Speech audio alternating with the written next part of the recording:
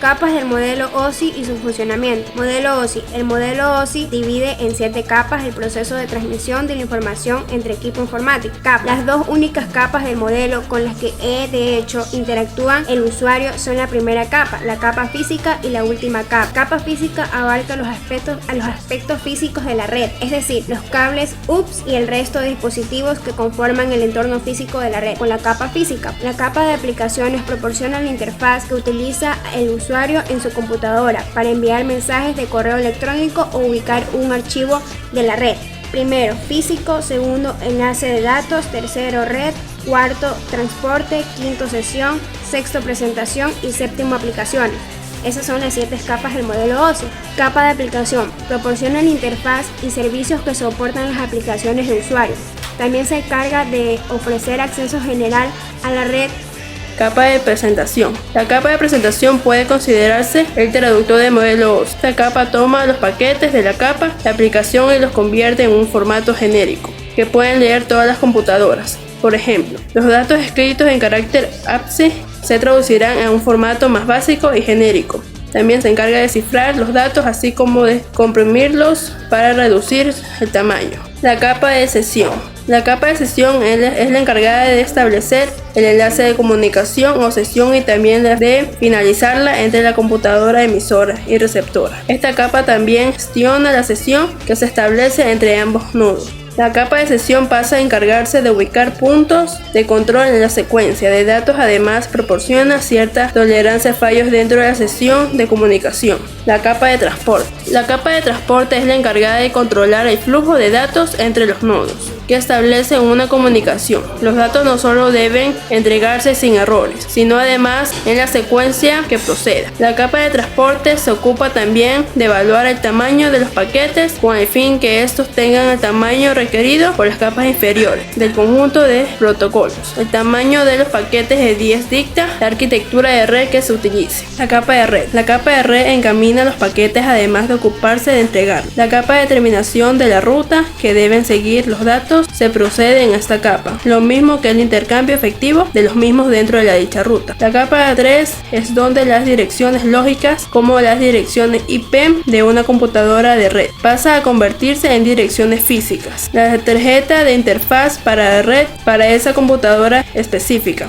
La capa de enlace de datos. Cuando los paquetes de datos llegan a la capa de datos, estas pasan a ubicarse en tramas que vienen definidas por la arquitectura de red que está utilizando. La capacidad de enlace de datos se encarga de desplazar los datos en el enlace físico de comunicación hasta el nodo receptor e identifica cada computadora incluida en la red de acuerdo con su dirección de hardware. La capa física. En la capa física, las tramas procedentes de la capa de enlace de datos se convierten en una secuencia única de bits que puede transmitirse por el entorno físico de la red.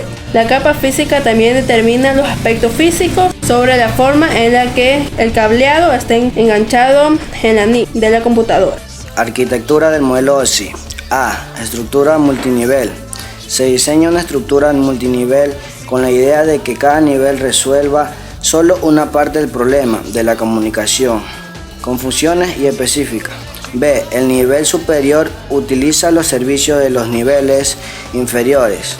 Cada nivel se comunica con en las otras máquinas, usando un mensaje a través de los niveles inferiores de las mismas.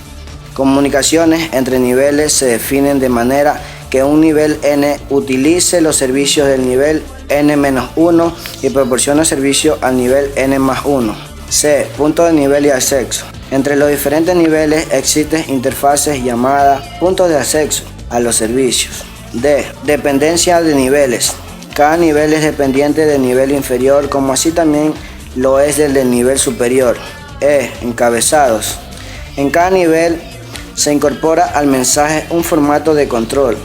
Este elemento de control permite que un nivel en la computadora receptora se entere del que computadora emisora lo está enviando un mensaje con información.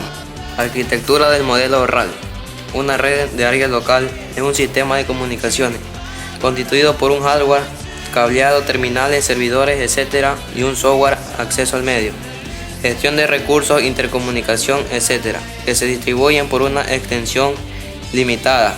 En principio solo existían ordenadores descentralizados en las empresas y universidades. En los siguientes 20 años se producían ordenadores más pequeños y potentes. La fusión de ordenadores ha sido toda una revolución. Características y tipos. Las características se definen en una red local son: 1. Un medio de comunicación común. 2. Una velocidad de transmisión muy elevada. 3. Una distancia entre estaciones relativamente corta. 4. Un sistema fiable con un índice de errores muy bajo. 5. Flexibilidad y fácil de ampliación, reducción. 6. Coste económico relativamente bajo. 7. Terminales inteligentes. 8. Aumento de la productividad. Tipos de modelo RAL. Las LAN inalámbricas se presentan como la solución a los inconvenientes propios de las redes cableadas. Esto es, allí donde no se pueden realizar un cableado. En el mismo entorno no pueden atravesar cuerpos opacos y la distancia máxima ronda los 25 metros. Microondas. En ellas la tecnología está basada en una arquitectura microcelular utilizando transmisión por radio de baja potencia.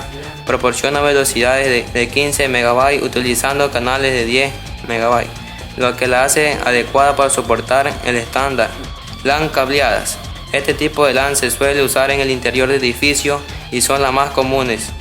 Características. Dependen mucho del tipo del medio usado por la interconexión por trenzado.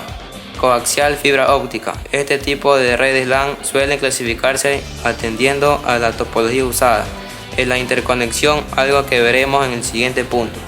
Arquitectura estructurada.